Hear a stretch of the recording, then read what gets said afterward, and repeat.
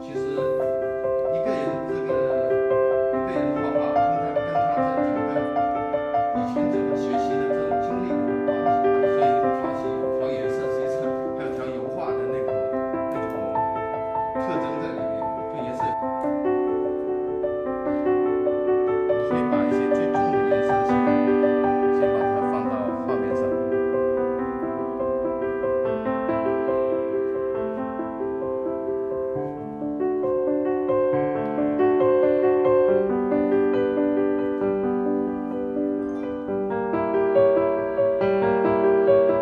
但是这个时候是不是画面上你不用考虑任何东西的，不是的，是画面上你要考虑这种冷暖的关系。就是假如我们都有一个规律是，假如亮面是冷的，那暗面就是暖的；就反过来，假如暗面是暖的，那亮面就是冷的。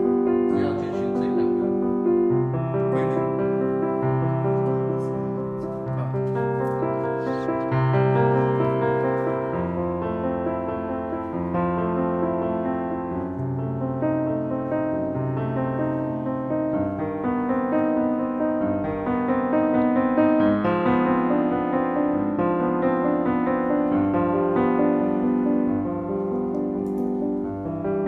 这其实要是学过油画，也会发现，其实这是油画的这个习惯。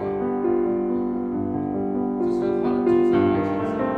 那我也会有时候也会把浅色的做成都一样。我都说这没有任何的限制，这只是一种习惯性的这个问题。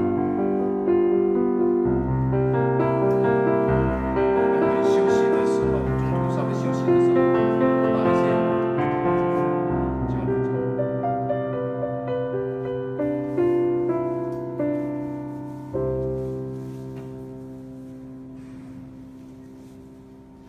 每一张画在画之前，你最好是有所考虑。